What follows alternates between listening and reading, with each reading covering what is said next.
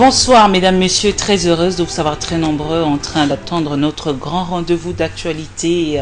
Bienvenue dans votre émission Questions d'actualité, cette nouvelle émission qui est consacrée essentiellement sur les sujets d'actualité, cette actualité qui reste dominée par plusieurs divers sujets. Je suis très heureuse de recevoir ce soir pour vous Vital Kamere. Bonsoir monsieur Kamere. Bonsoir madame Barbara. Tout le monde vous connaît déjà, mais je dois vous présenter encore. Vous êtes le président de l'Union pour la nation congolaise, c'est bien cela? Comment se porte ce grand parti politique? Non, nous sommes très heureux puisque au regard des dernières enquêtes qui ont été faites aussi bien par des ONG respectables, crédibles, internationales, que par des institutions nationales telles que Sangomalamu, nous place en tête dans beaucoup de coins de la République, tout comme ça place les leaders du parti, je ne suis pas le seul, les autres en bonne position. Ça nous encourage, mais en même temps, ça nous incite à faire mieux, c'est-à-dire nous sommes convaincus que nous sommes dans la bonne direction. Vital Kamere, vous-même, comment vous portez votre morale au regard de toutes ces différentes pressions que vous avez internes? Comment se porte votre morale? Vous tenez le coup quand même? Je vais paraphraser Jacques Chirac qui disait qu'un homme politique, il parlait de lui-même. Quand on ne parle pas de lui un seul jour, en bien comme en mal, il se sent mal à l'aise. Donc je dois vous dire que je serais très heureux qu'on parle du bien ou de peu des choses positives que nous faisons. Mais si on caricature la vérité en utilisant chaque fois mon nom, ça ne me dérange pas. On me fait venir à la Cour suprême de justice, aux tribunaux de paix, ça ne me dérange pas non plus. À partir du moment où ma conscience est tranquille, c'est ça aussi être un leader. Quand vous entrez dans la cour des grands, vous devez vous attendre à ce genre de choses. Vous pouvez ramasser des tomates, comme George Bush avait loupé la chaussure, un soulier. C'était en Irak, si mes souvenirs sont bons. Le pape Jean-Paul II, le plus célèbre des papes que nous avons connus jusqu'à présent, à ma connaissance, a échappé à la mort.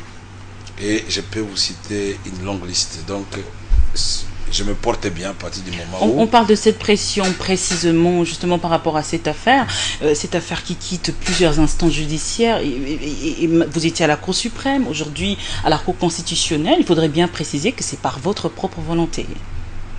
C'est-à-dire, j'ai voulu être traduit en justice, c'est ça? Non. Le fait que l'affaire quitte la Cour suprême et qu'aujourd'hui, c'est renvoyé à la Cour constitutionnelle. Vous savez que ce pays marchera très bien quand nous allons comprendre que chacun doit faire son travail. Il ne faut pas qu'un économiste fasse le travail d'un juriste ou un médecin fait le travail du sociologue. C'est pourquoi nous avons des avocats. Et quand mes avocats me disent qu'à partir du moment où on a installé la Cour constitutionnelle, puisque jusque-là, la Cour suprême, au terme de la loi, faisait office de la Cour constitutionnelle jusqu'à l'installation effective de la Cour constitutionnelle. On installe la Cour constitutionnelle, nous avions une requête en inconstitutionnalité, parce que nous avions jugé certaines choses dans ce procès-là inconstitutionnelles.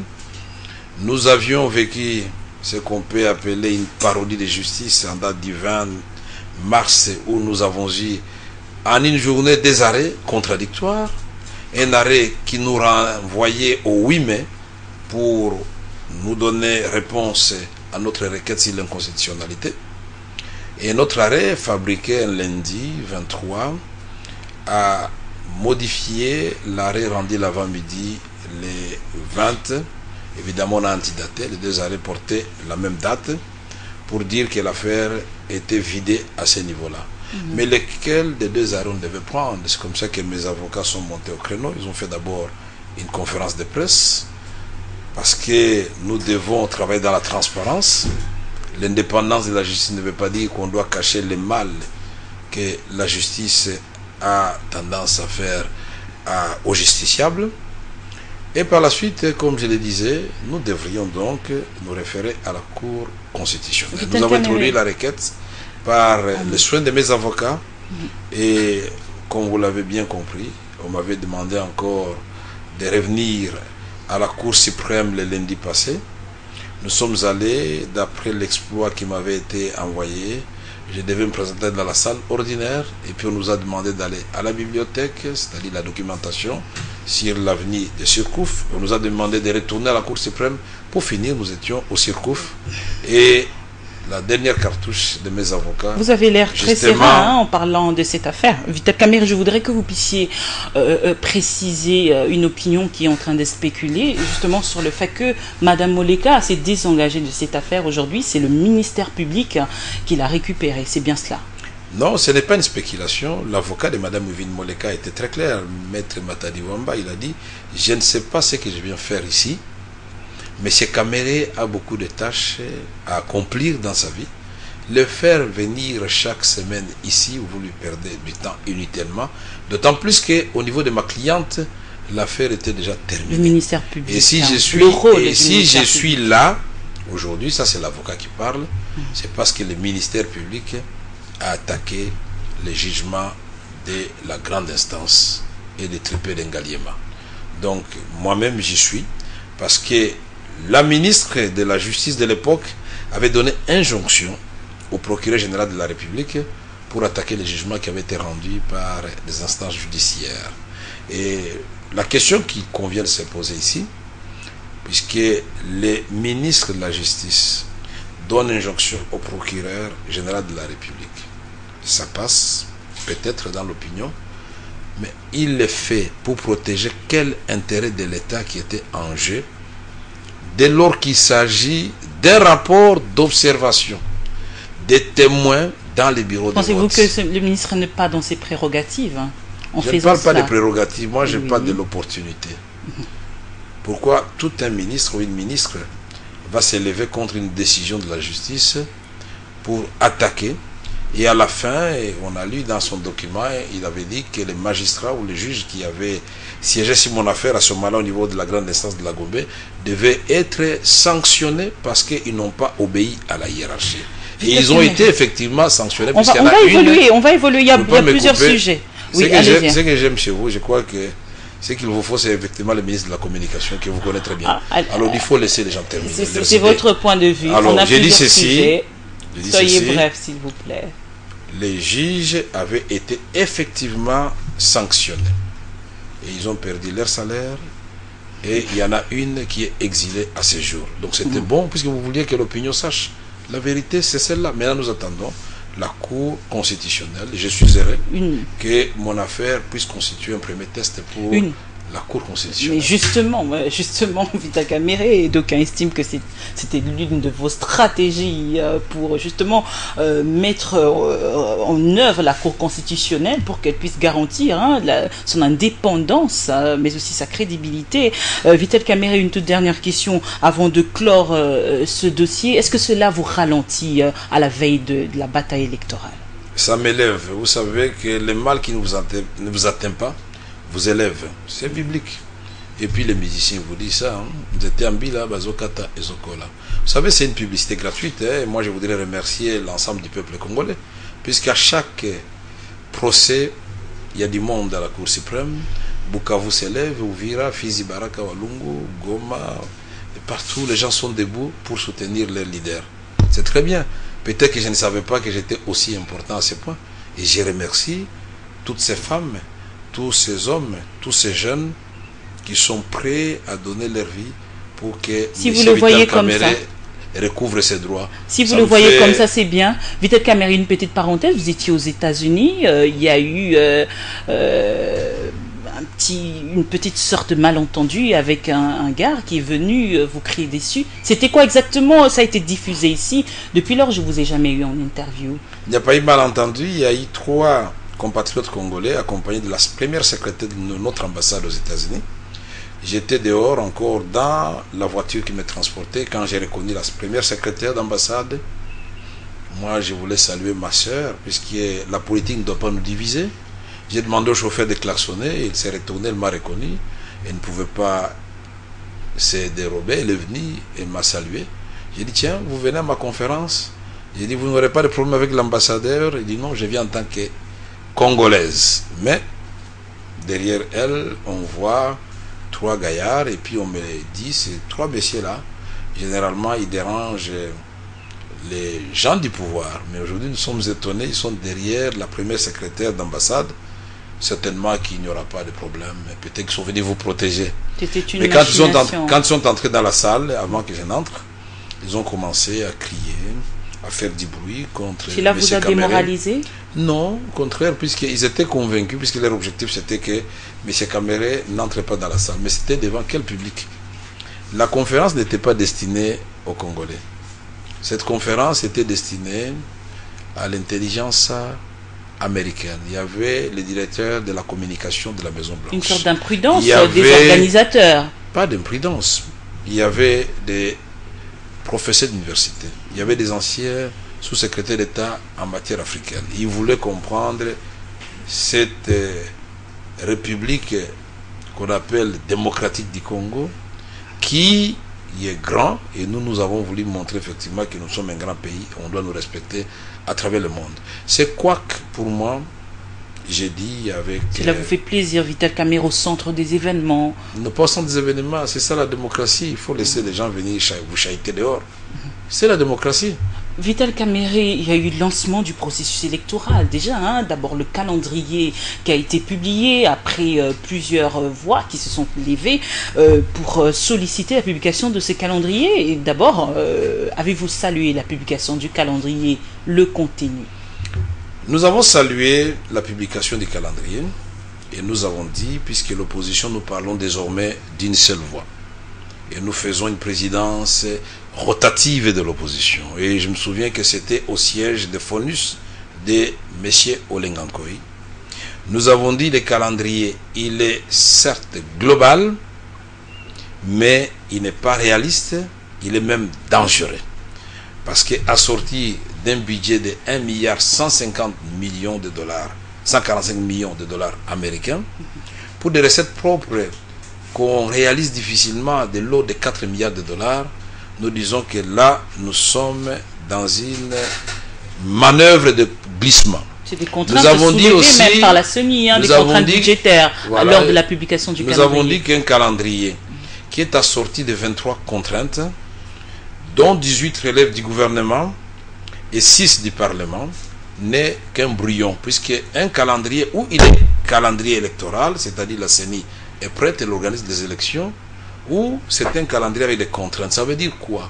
Si je vais produire de l'huile de palme, la contrainte c'est quoi? Il faut que j'ai les noix de palme, il faut que j'ai peut-être d'autres composantes, et il faut que j'achète avec l'argent, qui est aussi la contrainte budgétaire. Tant que je n'aurai pas tous ces facteurs, je ne produirai pas l'huile de palme. Ça veut dire aussi que le calendrier qu'on nous donne de la CENI, je le dis en des mots simples pour que les gens nous comprennent. C'est-à-dire, le calendrier de la CENI a sorti de 23 contraintes, donc la CENI elle-même a déjà des doutes sur la réalisation de ces élections. Quelques contraintes qui ont été déjà élaguées. Et joue au Ponce Pilate. C'est-à-dire pour dire, peuple congolais, moi CENI, voici le calendrier que je vous donne. Si ça ne se fait pas, ce n'est pas ma faute. Mais en réalité, la CENI sait très bien que ces calendriers, on met les élections locales et provinciales le même jour, alors qu'il ne s'agit pas des mêmes circonscriptions. C'est une manœuvre pour nous montrer que d'abord, au cas où on arrivait à faire ces élections-là, c'est-à-dire locales et provinciales, l'argent est fini, bon, on ne doit pas sacrifier la République pour les élections, trouvons le moyen de faire une petite transition, on se partage le pouvoir, ils savent très bien que les politiciens congolais sont avides de pouvoir, ils vont venir, mais là j'ai dit c'est une autre époque. Contrairement à vos propos, le gouvernement se dit prêt justement à essayer d'élaguer ces différentes contraintes, hein, Monsieur Kamerhe. Je ne suis pas porte-parole du gouvernement, vous non plus, moi je vous donne la position de l'opposition. Et moi, alors vous en tant que journaliste, gouvernement aussi. En tant que journaliste, vous rappelez la position du gouvernement et au public de juger. Voilà l'information. Donc le gouvernement a parlé, laissez l'opposition parler et le peuple va nous juger. Vous le savez très bien. La CENI a demandé au gouvernement congolais pour la convocation des différents candidats, c'est-à-dire pour le dépôt des candidatures, 46 millions de dollars américains. Qu'est-ce que le gouvernement a dit prêt à donner à la CENI? 5 millions, s'il vous plaît. 5 millions. La CENI a refusé. Il y a une impasse déjà à ce niveau-là. Et nous, quand nous examinons depuis 2012 jusqu'au premier trimestre 2015, la réalisation des dépenses de l'État inscrites régulièrement dans le budget, cette réalisation est de 15% seulement. Et ça, c'est qui respecte la loi des finances. Les autres réalisations se passent à travers les sous-comptes fantômes qu'on a créés dans les banques commerciales. Ça a été dénoncé à l'Assemblée nationale. Le Premier ministre avait été interpellé là-dessus. Ça a été justifié aussi. Justifié par quoi? Il n'y a rien qui peut justifier du fait qu'on puisse briser l'unicité du compte de l'État. Le compte du Trésor, il est unique et la loi des finances, quand on veut appliquer le budget de l'État, on sait qu'on parle du ministère du budget. Là, c'est la dépense qu'on est en train d'engager. On passe au ministère des Finances, on fait la liquidation, et puis la Banque centrale fait le paiement. C'est connu, mais on ne peut pas avoir des personnages inconnus qui puissent faire sortir l'argent de l'État à l'insu du ministre des Finances, à l'insu du ministre du Budget et à l'insu du ministre et du gouverneur de la Banque centrale. Je voudrais dire que ce calendrier, au moment où nous parlons, il est déjà d'abord dépassé. Parce que, Madame Barbara Nzimbi et ceux qui nous suivent doivent se rappeler, vous avez ce calendrier. La première opération qui devait être faite jusqu'au 23 mars 2015, c'était quoi? Vous vous rappelez très bien, c'était la loi sur la répartition des sièges. Cette loi-là, non seulement hier nous avons suivi, pour une fois, il a été sincère, le vice-premier ministre de l'Intérieur, Évariste Bochab, a dit, cette loi-là n'est même pas encore au niveau du gouvernement adoptée. Mais quand est-ce que cette loi va arriver au Parlement alors qu'on nous demande de déposer les candidatures, c'est-à-dire à partir du 15, c'est déjà donc passé. Là les paradoxes réels que vous soulevez. C'est une question très importante et je voudrais insister là-dessus. Allez-y. Parce que on nous demande d'aller déposer nos candidatures des différents partis politiques de l'opposition comme de la majorité pour la députation provinciale. Et l'intervalle de temps qu'on nous donne, ça parle du 15 avril jusqu'au 5 mai. Mais entre-temps, nous sommes aujourd'hui, si je ne m'abuse, le 17 mai. Nous n'avons pas encore cette loi sur les sièges, mais on va déposer... Nous sommes en avril. En avril, voilà, oui. Le 17 avril. Donc, nous n'avons pas encore cette loi qui répartit les sièges. Mais les candidatures, là, nous allons les concevoir suivant quelle cartographie électorale. Par exemple, si Barbara Nzimbi veut être candidate à Badolité, ça sera, est-ce que vous savez dans la nouvelle loi, ça sera combien de sièges? Vous ne savez pas. Vous allez être candidat à quoi? C'est ça la question. Donc nous sommes déjà en difficulté, nous sommes déjà en plein glissement. Et peuple congolais, réveillez-vous. Parce que pour nous, l'opposition, nous sommes en plein glissement, puisque chaque étape du calendrier qui n'est pas réalisé a un impact sur les étapes suivantes. Et nous l'avions déjà dit avant, que nous comprenions, c'était au fait un piège à éléphant, puisqu'on voyait, on veut piéger un petit oiseau avec un éléphant, mais on voyait, le piège était là, était visible. Donc nous savons très bien que l'objectif c'est d'empêcher la tenue des élections présidentielles législatives nationales. Mais pour nous, nous avons dit, à partir du moment où le délai d'organisation de ces élections-là, ce délai-là est constitutionnel, nous retenons la date du 27 novembre 2016 comme une date qui ne doit pas bouger. Vous êtes quand même d'accord. Nous retenons la date du 20 décembre 2016 comme la date d'entrée en fonction et de prestation de serment du nouveau président de la République. Donc pour nous, les gens de la majorité qui dansent sur leur tête, qui s'agitent, qui disent que l'opposition n'est pas prête ou quoi, nous irons à l'élection présidentielle et aux élections législatives nationales. Quant aux élections provinciales, nous n'avons pas de problème. Nous demandons à la CENI de remplir les contraintes et je viens de vous démontrer que les deux premières contraintes posent problème. Donc quand on ne sait pas décaisser 46 millions de dollars américains, comment pensez-vous qu'on va décaisser 1,145 milliard de dollars? C'est pourquoi l'opposition demande ceci au vice-premier ministre de l'Intérieur. On lui a dit de présenter les plans de décaissement de ces 1,545 millions de dollars américains. S'il existe, et s'il n'existe pas, donc c'est un budget qui a été fait à la légère et on doit donc nous donner rubrique par rubrique, ce qui représente. Mais justement, la CENI a publié la liste des différents bureaux, des dépôts de candidatures, justement suivant les normes de la loi sur la programmation des provinces, Vital Kamerhe. Cela ne vous rassure toujours pas. Oui, ça veut dire quoi? Ça veut dire que ça remplace la loi sur la répartition des sièges.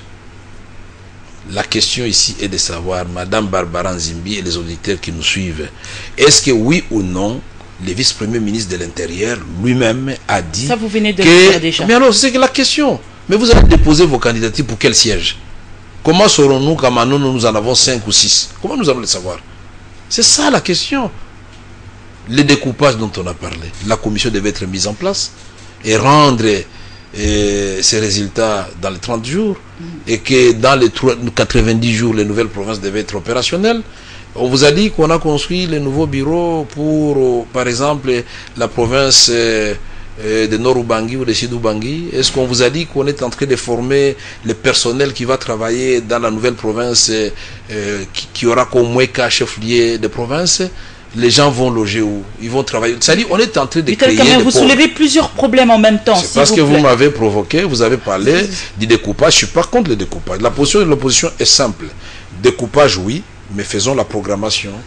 La programmation, ça veut dire quoi? Sensibilisation, préparation des infrastructures et des hommes. Et la province prend forme et on commence là où c'est facile. Alors, pour se rattraper, vous proposez un calendrier consensuel. Comment comptez-vous procéder à cela? Non, nous ne nous rattrapons pas. Nous sommes dans la logique de la contradiction-proposition.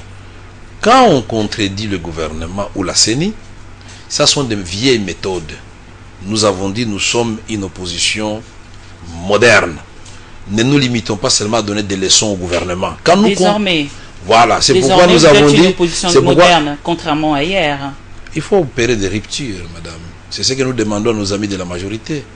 Nous devons changer tous, puisqu'il n'y a pas de diables d'un côté et des anges de l'autre. Nous sommes tous pécheurs. Mais nous avons fait notre repentance. Nous disons, désormais, nous allons commencer à vous critiquer et en même temps vous dire ce que nous aurions dû faire si nous étions à votre place. C'est pourquoi nous avons dit, ne compliquons pas la chose inutilement. Faisons les élections provinciales et nous faisons l'élection présidentielle et les élections législatives nationales. Si ça se complique, il y a d'autres plans B. On peut faire les 3 élections le même jour. Alors, Vital Kamerhe, on va aller petit à petit pour bien comprendre. Jusque-là, l'UNC n'a pas encore présenté sa liste des candidats. C'est bien cela. Nous sommes unis. L'opposition, en ce moment, parce que vous nous aviez toujours reproché... En tout cas, une partie de l'opposition. Il faudrait dire une partie de l'opposition. Vous savez qu'il y a... Quelques opposants sont plus réalistes que vous. Madame, il n'y a que... Eux sont allés déposer leur si vous appelez ça réalisme, c'est une très bonne chose. À partir du moment où c'est vous, sur ce plateau de télévision, qui m'avait dit que le peuple congolais souhaite que vous soyez rassemblés. Maintenant, nous sommes dans les rassemblements. Mais dans chaque rassemblement, il y a toujours des marginaux. Et nous sommes dans la démocratie. Si le grand nombre est ensemble, et que 5 ou 3 partis politiques, parce que nous avons suivi le vice-premier ministre de l'Intérieur, encore une fois de plus, nous dire... Les grands nombres ou les grosses têtes? Je voudrais vous dire, puisqu'apparemment vous ne vous informez pas régulièrement aussi. C'est votre point de vue. Voilà. Maintenant, je vous informe que il a été dit hier que jusqu'à la date d'hier, sur 477 partis politiques, 5 seulement ont déposé leur candidature, et pas si l'ensemble du territoire national. Et pour le parti de la majorité, il n'y en a qu'un seul qui a déposé. Même au niveau... Vital Kamerhe, cela ne justifie pas votre approche. Non, il y a encore du temps. Je ne sais pas si vous avez compris d'où nous sommes partis avec votre question. Allez-y. C'est pour dire que les élections, c'est fait pour les différentes parties prenantes aux élections.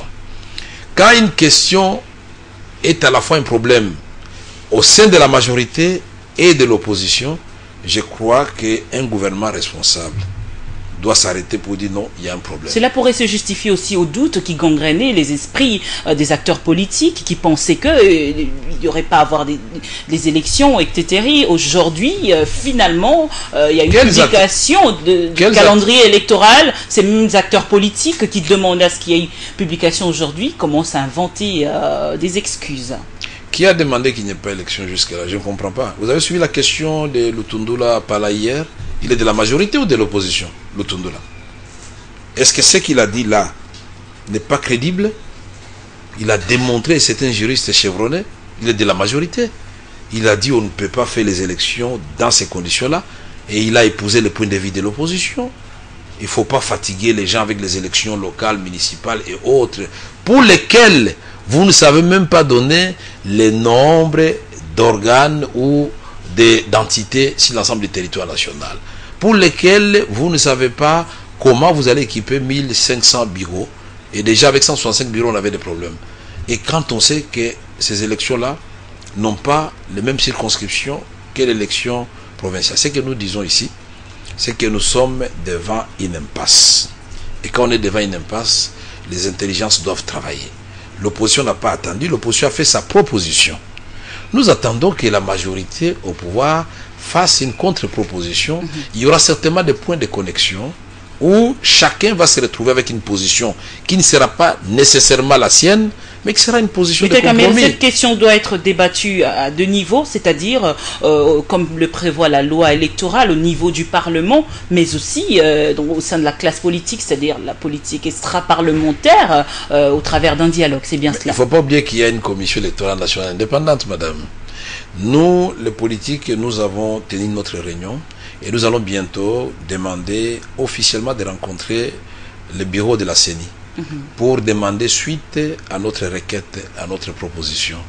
Et que si la CENI estime que cette proposition-là, il y a des questions qu'elle n'arrive pas à comprendre, nous allons éclairer sa lanterne. Donc nous sommes ouverts. Avec vos experts en matière électorale? Ils seront avec nous. Et nous serons là. Nous sommes dans une démarche constructive. Parce qu'aujourd'hui, c'est tout le monde qui se prend pour un expert en matière électorale. Vous ne pouvez pas empêcher à tout le monde de penser qu'il est tout le monde. Ça, c'est son droit. Mais malheureusement, tout le monde n'est pas tout le monde. C'est ça, c'est la vérité aussi. Alors, Vital Kamerhe, vous êtes pour le dialogue, oui ou non? Des dialogues de quoi? Et pour faire quoi? Le dialogue prôné par l'UDPS aujourd'hui. L'UDPS a prôné le dialogue. Expliquez-moi un peu, parce que je ne comprends pas. Il faut être clair quand vous posez votre question. L'UDPS a proposé à ce qu'il y ait un dialogue, c'est-à-dire avec une médiation de la communauté internationale qui sera représentée par Martin Kobler pour justement discuter de ces différentes questions. C'était en tout cas à la veille de la publication du calendrier électoral. Et qui seront parties prenantes à ces dialogues? Vital Kamerhe, vous avez bien suivi. Malheureusement, je ne peux pas répondre à votre question. L'UDPS a proposé à ce qu'il y ait un dialogue entre Kabila et l'UDPS, c'était terrible. Voilà. Donc voilà, vous avez bien suivi. Vous avez bien répondu à ma question. Je n'ai pas répondu, j'ai éclairci la question. Voilà. Je n'ai pas répondu à votre question. Éclairé mon opinion. C'est ce que je voulais pour ne pas taper à côté.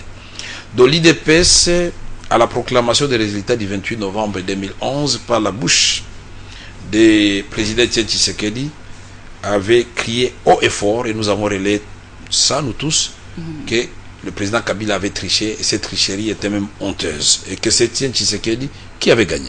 Une tricherie qu'on n'a jamais pu prouver jusque-là. La communauté internationale, la communauté, je ne sais pas, considération des spéculations, allez-y.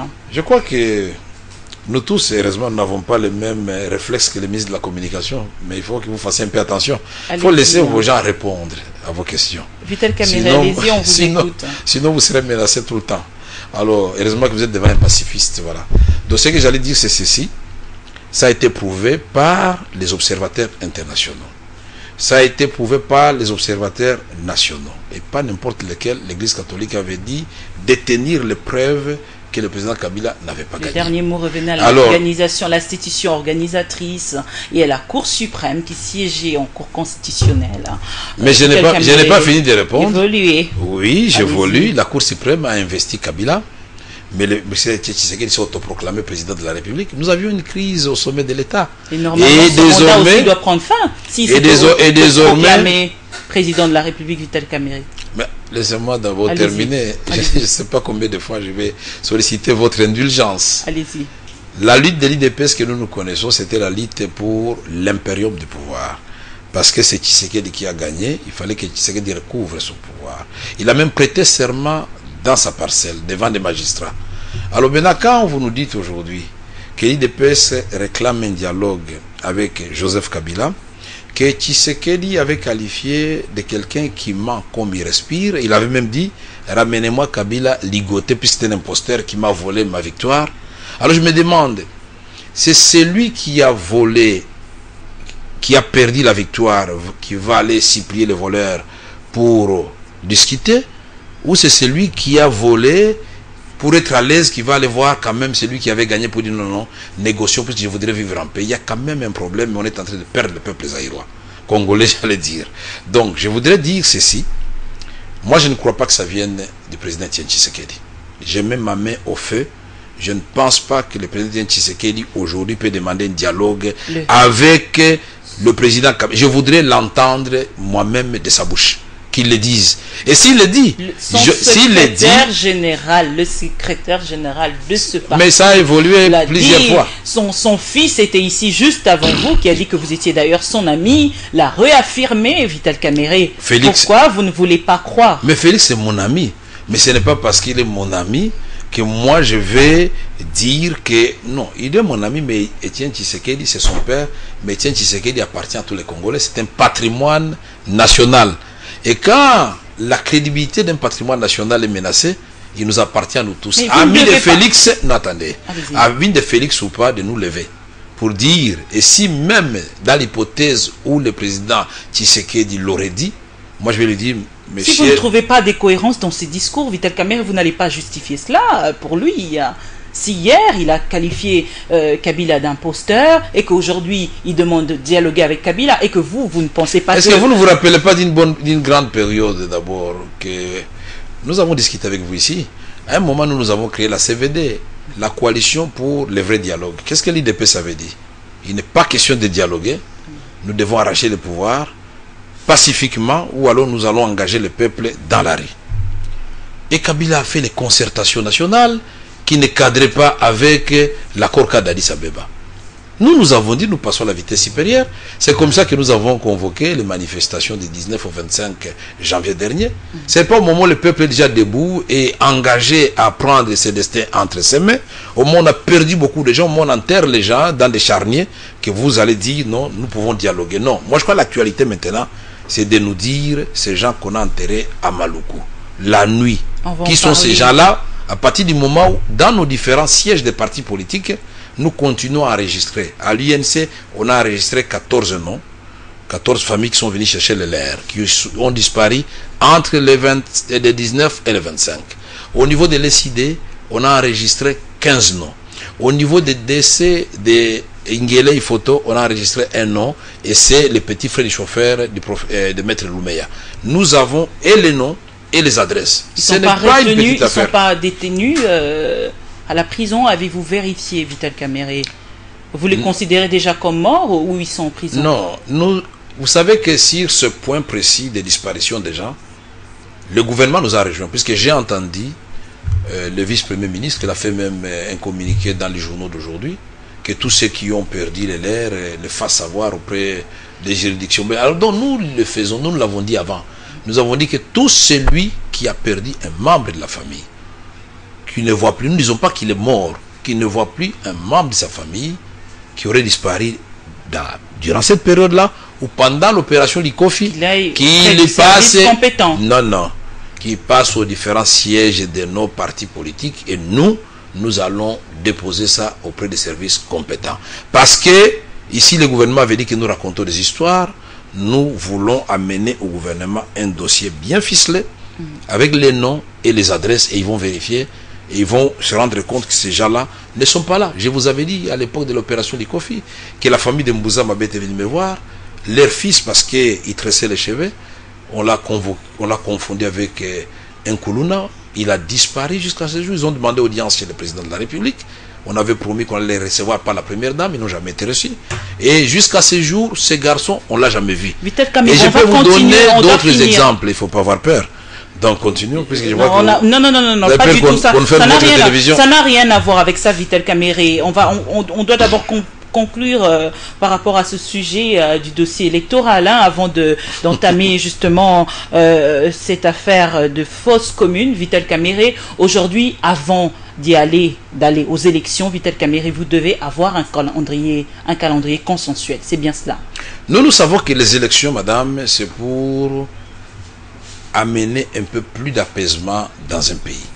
Vous avez vu nos amis nigériens qui nous avaient déjà habitués à des troubles post-électoraux. Comment des grands leaders peuvent se surpasser avec une commission électorale véritablement indépendante, puisqu'il était critiqué à la fois par l'opposition et par la majorité, et le peuple nigérien a gagné. Celui qui est parti, qu'est-ce qu'il a dit? Pour moi, aucun pouvoir ne vaut le sang d'un seul Nigérian.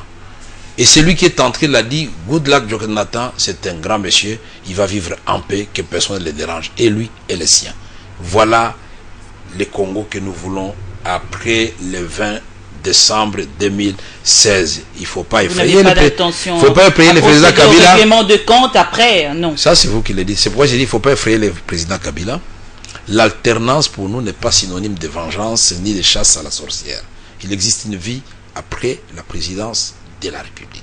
Alors, Vital Kamerhe, on va parler de cette affaire fausse commune qui a évolué. Et le gouvernement congolais qui a réagi au travers de deux de ses membres, c'est-à-dire le vice-premier ministre, ministre de l'Intérieur, qui a reconnu qu'il y avait beaucoup de lacunes justement par rapport à cette affaire, qui a affirmé, qui a fait d'ailleurs des propositions du genre qu'on devait procéder à la dépénalisation de l'avortement en République démocratique du Congo, qui a soulevé plusieurs autres points. Et son collègue de la justice qui a dit qu'il y avait déjà enterrement de plusieurs autres corps, d'ailleurs plus de 400 corps en juin dernier. Ce sont des opérations qui se font souvent et terribles, mais qu'est-ce qui a failli pour que finalement cette fois-ci... Je ne reconnais pas ces deux grands juristes. L'un comme l'autre sont des juristes.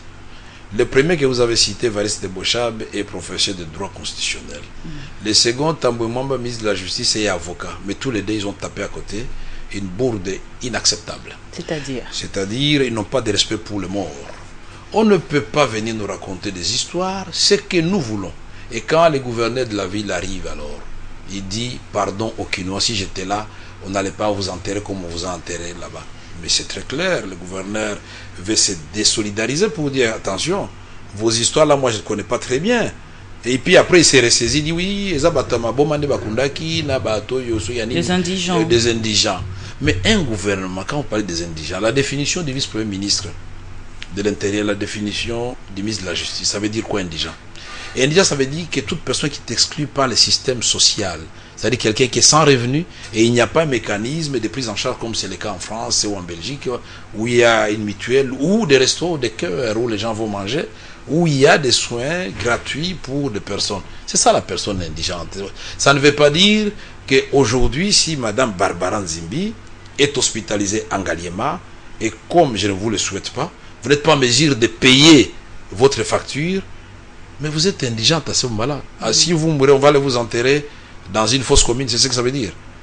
Mais même si on doit vous enterrer dans une fosse commune, puisque votre famille, attendez, puisque votre famille n'a pas de moyens, on doit quand même nous dire que la famille avait été associée et vous appartenez à quelle famille. Voilà pourquoi la mission parlementaire à la morgue d'Ngaliema et de Mamayemo avait toute sa raison d'être.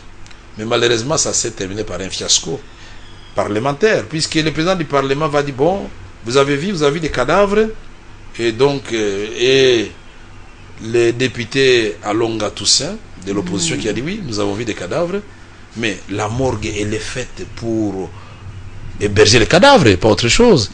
Mais nous avons demandé le registre pour savoir les personnes qui avaient été enterrées ces jours-là, qui seraient venues de Mamayemo. Elles ont été enregistrées dans quel registre? On n'a pas vu ces registres. Quel est ce magistrat auxiliaire de la justice qui a ordonné tout ça? Rien du tout. Est-ce que le procureur a été saisi puisqu'on a trouvé un corps non identifié? Est-ce que notre police scientifique a travaillé pour ne fût-ce que savoir? Est-ce qu'il y a eu publicité pour qu'on informe l'opinion que voilà, nous venons de 425 corps, madame, vous trouvez ça? C'est de la rigolade. Et voilà, le ministre de la Justice... Cela se faisait dans toute discrétion, hein, il faudrait le dire. Discrétion, vous allez enterrer déjà en toute discrétion. quand vous savez qu'il y a possibilité, si on fait la publicité pour dire qu'il y a des corps. D'autant plus qu'il ne s'agit pas des gens qu'on a retrouvés le même jour. L'opportunité de cette publicité, quelle est l'opportunité? Alors je trouve que vous n'avez pas, alors vous-même, un peu de sensibilité pour la vie humaine. Vous trouvez un corps devant votre parcelle, Madame Barbara Nzimbi, donc vous allez creuser derrière votre parcelle en toute discrétion, vous enterrez le corps. Ce n'est pas un crime? Si vous le faites, le gouvernement ne peut pas vous poursuivre. Pourquoi tout un gouvernement va aller enterrer les gens en catimini la nuit? Ni têter les odeurs. Les gens de Maluku n'allaient pas être alertés. Donc il y a une faute sur le plan politique, il y a une faute sur le plan environnemental, puisqu'on pollue l'environnement, il y a une faute sur le plan social, puisque le gouvernement ne doit pas se bomber la poitrine en comptant le nombre croissant des indigents. Ça veut dire que tous les discours macroéconomiques, de croissance économique, d'enrichissement, et tous les peuples congolais maintenant c'est mieux qu'avant, comme le président l'avait dit, tous ces discours-là sont faux. Comment on peut? Là, on nous a parlé de 421. Maintenant, on nous dit, après une semaine seulement, on a réuni 300. On a été acheter des cadavres, on a fait comment? Donc, ces indigents-là, on les a trouvés où?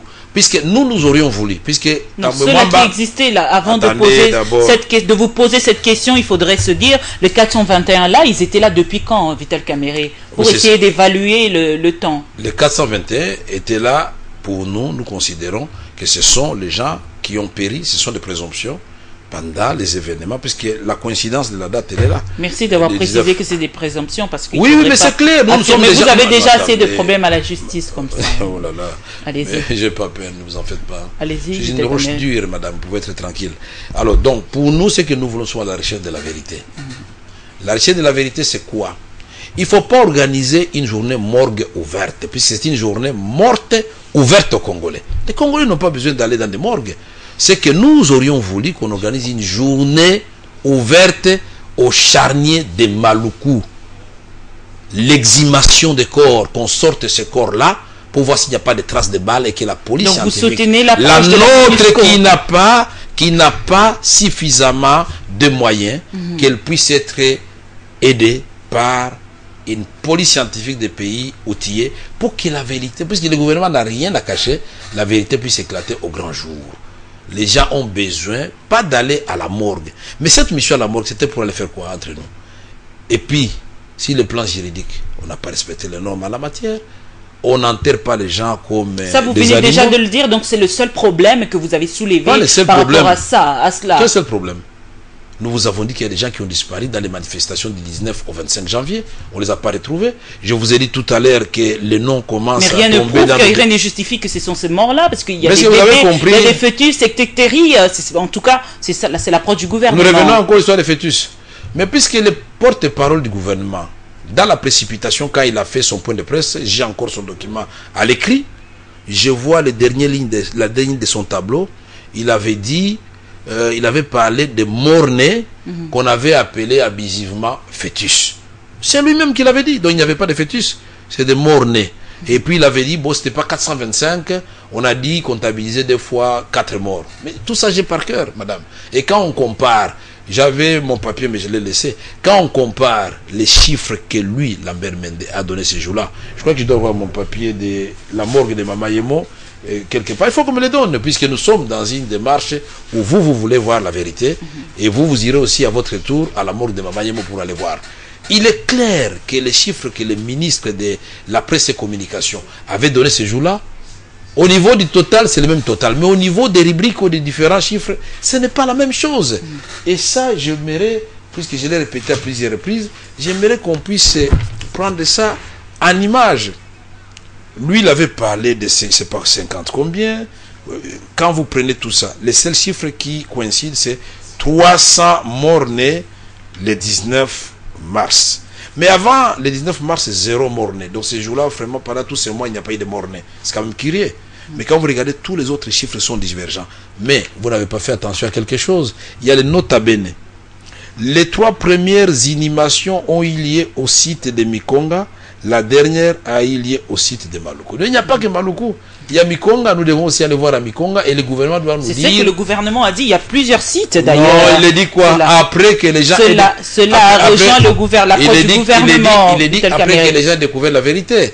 Nous disons pour nous, il s'agit bel et bien d'un crime contre l'humanité. Vital Kamerhe, et les auteurs doivent être identifiés et poursuivis. On va conclure deux petites dernières questions, Vital Kamerhe, s'il vous plaît. Il y a encore plusieurs dossiers, mais je pense qu'on va en parler prochainement. 1 500 000 euros, hein, c'est Didier Reynders qui a annoncé cela, justement pour diligenter les enquêtes. Aujourd'hui, le gouvernement congolais parle des enquêtes unilatérales. Vous remerciez le gouvernement belge? Oui, le gouvernement congolais parle des enquêtes unilatérales, c'est-à-dire le procureur général de la République s'est déjà saisi de cette affaire. Qu'attendez-vous des résultats? D'abord, je vais dire des choses. Il y a quelque chose qui m'a choqué parce que vous avez, par pudeur, je crois que vous avez peur. On vous a tellement secoué que vous commencez à avoir peur des. On m'a pas secoué, s'il vous plaît. Alors, je vous dis, le ministre de la Justice, je n'ai pas apprécié. Un gouvernement ami nous fait don de 1 500 000 euros. D'abord, je rappelle, c'est l'argent des contribuables belges qui aurait pu être utilisé à autre chose en Belgique. Il dit c'est des cacahuètes pour un pays qui se disait vouloir supporter toutes les élections, il s'est mis à rire. Mais le même gouvernement, quand la CENI lui demande 46 millions de dollars, il donne à la CENI 5 millions. 5 millions de dollars, c'est à peu près 3 millions d'euros.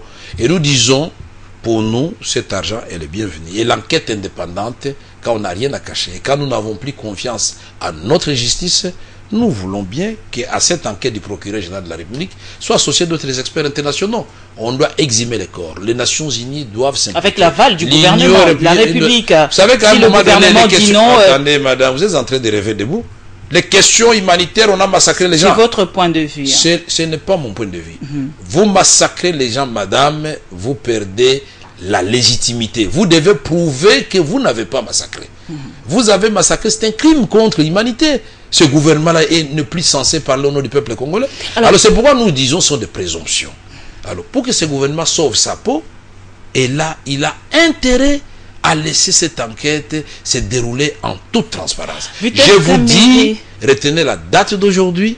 Si le gouvernement multiplie des obstacles autour de cette question, ils sont en train d'enterrer le président de la République malignement. Et moi, je vois ces gens-là. Je me souviens de l'époque de Mobutu. Il y avait des durs à cuire autour du président Mobutu qui, eux, par la transhumance, se retrouve aujourd'hui à côté de Kabila, mais le maréchal Mobutu est bel et bien parti, et sa famille, tout le monde Vital Kamerhe les avertis pensent qu'aujourd'hui c'est une sorte de pression qu'on est en train de mettre sur Joseph Kabila, c'est-à-dire la pression qu'on a mise sur la publication du calendrier électoral, l'appel de Barack Obama aujourd'hui, qui a demandé à ce que Kabila puisse respecter le délai constitutionnel, que les élections se tiennent au respect du délai constitutionnel. Aujourd'hui, fausse commune, d'aucuns estiment, une opinion en tout cas estime que c'est une pression qu'on est en train, que la communauté internationale est en train de foutre sur Joseph Kabila. S'il vous plaît, laissez-moi finir la question en vue de charger son casier judiciaire. Est-ce que vous partagez cette approche? Vous savez que vous avez parlé 3 fois plus que moi. Répondez, on va conclure. C'est ma question. Alors, maintenant, quand vous dites pression, quand on fait pression sur quelqu'un, ça signifie quoi? Vous savez que ça veut dire implicitement que la personne n'a pas voulu faire ce qu'il était censé faire de son propre gré. C'est pourquoi on fait pression. 2, je voudrais dire, pour nous, il n'est pas question de faire pression. Le peuple congolais est déjà debout. Pour ceux qui n'ont pas encore compris, il n'y a plus d'autre alternative que d'avoir des élections crédibles. Et nous disons, nous ne voulons pas la violence dans notre pays. S'il vous plaît, que le président Kabila recouvre son leadership, qu'il parle avec les siens, qu'il écoute les G7 de chez lui là-bas, les 7 qui lui ont écrit, puisqu'aujourd'hui nous sommes dans une situation où la majorité au pouvoir est en train de se désarticuler et l'opposition est en train de se consolider. Et c'est déjà, ça annonce déjà la victoire pour l'opposition en 2016. Mais que nos amis ne se fâchent pas. L'opposition, nous l'avons goûté, qui viennent aussi goûter l'opposition pendant un temps. Plus tard, ils reviendront au pouvoir. La République marche ainsi. Sarkozy était au pouvoir, aujourd'hui il est opposant. Hollande est président de la République. Merci Vital Kamerhe d'avoir répondu à notre invitation. À vous également, mesdames, messieurs, un grand merci de nous avoir suivis. Vous avez suivi cette grande émission Question d'actualité qui a été consacrée aux différents sujets d'actualité. L'émission de ce soir qui a reçu pour vous le président de l'Union pour la nation congolaise, Vital Kamerhe. Tout le plaisir a été pour moi de vous présenter cette émission que vous allez suivre en rediffusion ce dimanche sur Congo, mais aussi sur www.dossierDafrique.com, sur la page Facebook Barbara Nzimbi officielle. D'ici là, portez-vous bien et je vous retrouve très prochainement. Ça sera avec le même plaisir. Bonsoir.